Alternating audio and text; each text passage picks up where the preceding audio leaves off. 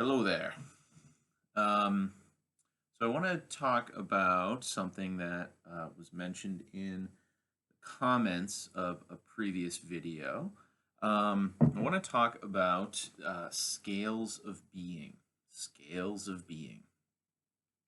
The comment came in response to a video that was talking about the lower center, the middle center, and the upper center in conjunction with like the lower world, the upper world, and the middle world. And so for me and the commenter, there's a real conversation to be had about this stuff in terms of scales of being.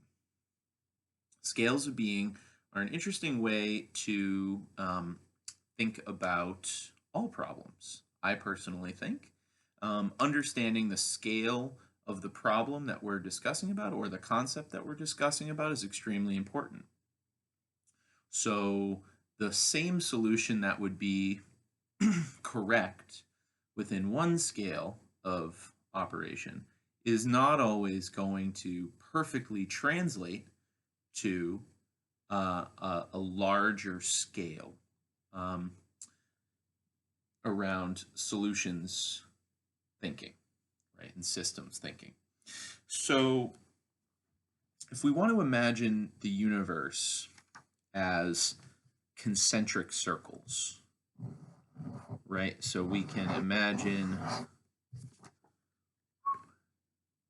one circle drawn poorly, another circle drawn poorly. Those two circles interrelate with one another, they interact with one another, but one is much bigger than the other circle. So one is going to include more of the paper than the other. If we can think about, let's just take a really, obnoxiously unsolvable problem.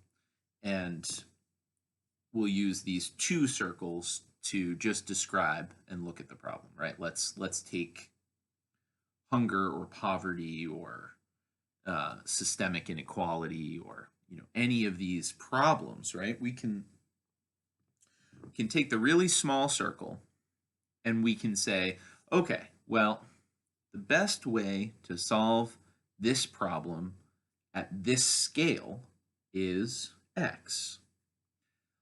But then, if we're going to zoom our lens, our focus out, we then look at the same problem, but we are seeing that the individual problem that the person is seeing is actually part of a larger series of problems.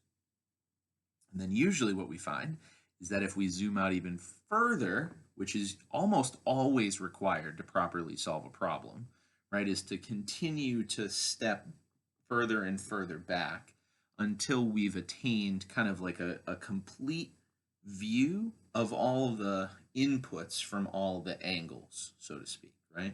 So this kind of bird's eye view and this like cellular view of the issue is kind of what we end up looking at, right? So there's like a personal view, there's a familial view, there's like a communal view, right? Where I can say like maybe even up to like the size of a city, could kind of all be considered a communal view, but we could break down a city into individual neighborhoods.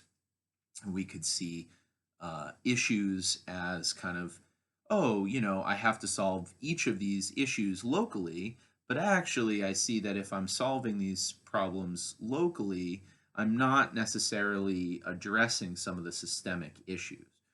So then beyond the city, then we're looking at these kind of, we can say municipal level conglomerations of communities. And then we step out and we have these kind of national or regional borders and conglomerations of people. And then we can step back another level and we can say that from the nation or the national conglomeration, we can see it as a global conglomeration. And then once we start moving beyond a global conglomeration, that's about as far as most people can consider their problems or consider their inputs and outputs. Um, but I believe personally that humanity has already entered into a phase where we're able to conceptualize a global perspective on our issues. And so now actually we're moving into an kind of in a way that is full of resistance, is full of all sorts of hokiness, but it's still the same thermodynamic problem set that we would deal with on a national level or a personal level, but now taken to something that we can refer to as like a galactic level. And what we really still see is thermodynamic inputs, thermodynamic outputs. Just the scale of the problem becomes much bigger. So we can zoom ourselves down. Let's say, oh, the personal isn't the issue. Let's say it's actually an organ system. The organ system isn't the problem, it's a cellular system. The cellular system isn't the problem, it's the molecular system. The molecular system isn't the problem, it's a particle system. We can see ourselves zooming further and further down. And just like when we stop at a particle or we stop at a galaxy, we find that there's a tremendous amount of overlap in terms of how the systems function because they are all still thermodynamic systems. They all have specific inputs and specific outputs.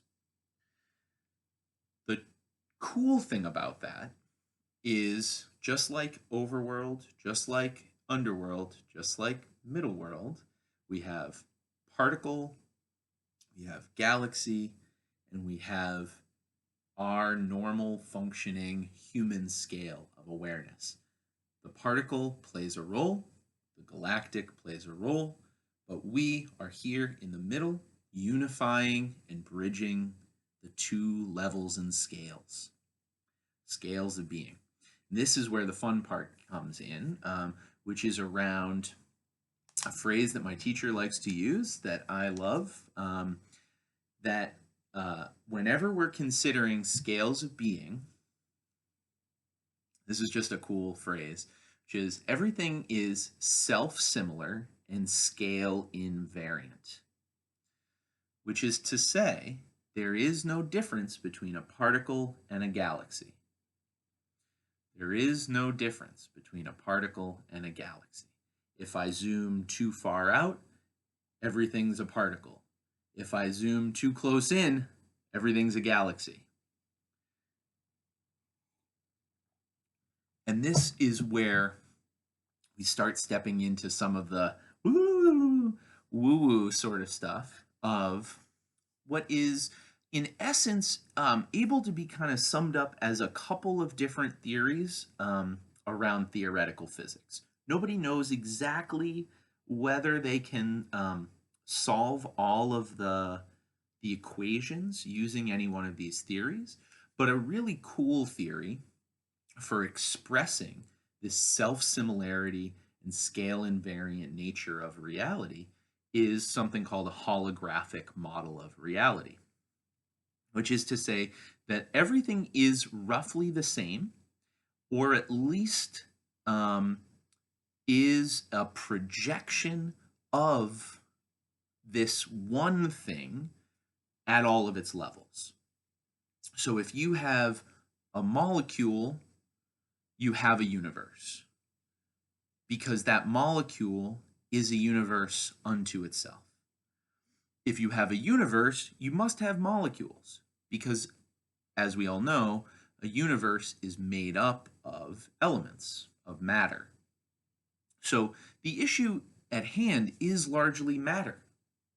And it is largely that matter exists, and so because matter exists, we're all engaged in a scalar conversation, not any other sort of conversation. So within our thinking, within our spiritual practice, within our philosophical development, within our emotional development, our physical development, we're always taking into account what is happening and what scale am I analyzing at, and what scale can I act or operate at in order to move through this kind of like choke point of reality, right? Because my sense perception is essentially like an aperture of reality. I can take in visual sensation, I can take in auditory sensation, I can take in kinesthetic sensation, I can even kind of abstract certain amounts of data to create thought sensation or thought perspectives on a lot of this stuff. But ultimately, it requires me to parse the data enough to say, is this what's happening?